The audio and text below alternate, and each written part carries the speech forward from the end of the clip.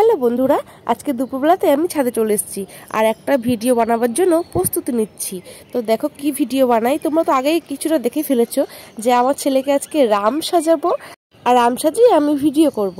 তার জন্য আমি একটু মাঠলা গেঁথে নিচ্ছি আর প্রস্তুতিও করে নিচ্ছি। কিন্তু এত হাওয়া দিচ্ছে, সত্যি আমার ঠান্ডা লেগে গেছে ভীষণ। ছেলেকে ছোট্ট রাম সাজালাম।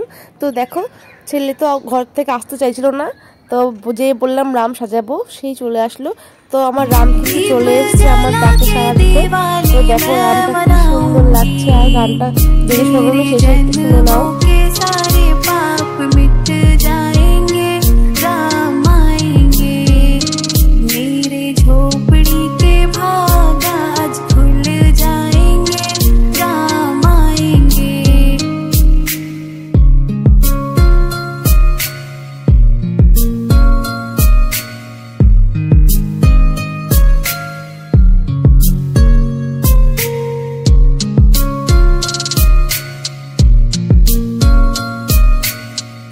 তো আমার ছোট্ট বিনোদনটা কেমন লাগলো তোমরা আমাকে জানিও।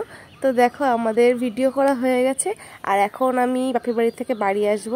দেখো উঠোনে আমার দাদু বসে আছে, এটা আমার ছোট দাদু। অনেক বয়স, কিন্তু এখনো প্রায় 90-95 বছর বয়স হয়ে গেছে আমার দাদুর। হ্যালো ফ্রেন্ড, আমরা এখন বাড়ি যাচ্ছি। এখন দিব্যর খুব কাশি হয়েছে, ওর জন্য দিব্যর খুব কাশি হয়েছে। তো শুধু ওর ঠান্ডা লেগেছে বলে আমরা বাইকে করে এলাম না, আমরা ট্রেনে করে আসবো। এর জন্য বাবা আমাদেরকে স্টেশনে নিতে এসছে।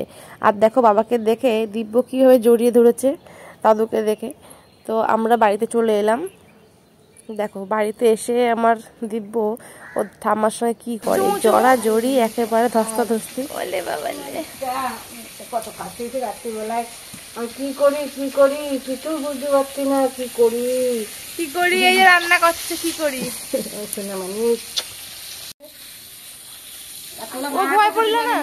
এদিকে সুখ আর শালিক দুজন বসে রান্না করছে। আমার কষ্ট হয়ে গেছে বলে আমাকে রান্না করতে দেয়নি আজকে। তো আমি বসে একটু ছাঁচের পিঠে বানাবো সন্ধ্যাবেলায় বসে খাওয়ার জন্য। আর মাকে বললাম ক্যামেরাটা ধরে দিতে, তো মা একটু ক্যামেরা ধরে দিচ্ছে।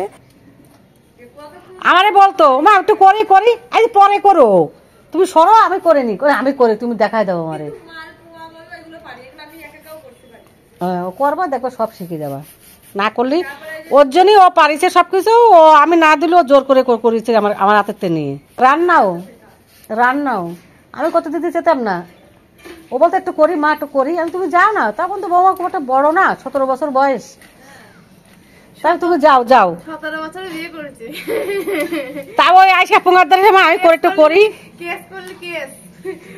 কিন্তু 17 বছরে বিয়ে হয়ে গেছিল, কারণ বাড়িতে অনেক অসুবিধা ছিল, একটা সমস্যা ছিল, আর এর জন্য আমাকে এত তাড়াতাড়ি বিয়ে করে নিতে হলো। তো যাই হোক, আমার বিয়ের ঘটনা আমি একদিন খোলাখুলি তোমাদের সঙ্গে বলবো, শেয়ার করব। অনেক বড় একটা ঘটনা ছিল, এখন সেটা তোমাদেরকে শুনতে হবে না। তো এখন ছাঁচাই পিঠেটাই বানানো দেখো। আমি কিন্তু খুব একটা পারি না, কিন্তু আমি চেষ্টা করে যাই সব কিছু শেখার। তো শেখার আগ্রহটা আমার কাছে আছে। তো পিঠেটা কেমন হলো আমি একদিন তোমাদের দেখাবো। কারণ আজকে বেশি একটা ভিডিও করা হবে না, আমার ছেলে ফোনটা নেওয়ার জন্য অনেক বায়না করছে। সত্যি ও ফোনে একটু গেম খেলবে, খেলতে দিই না তবুও জোর করছে খেলার জন্য। তো আজকে ভিডিওটা এখানেই রাখলাম, দেখাবে পরে ভিডিওতে। তোমরা সবাই ভালো থেকো, সুস্থ থেকো, আর আমার ভিডিওটা একটু সাপোর্ট করো।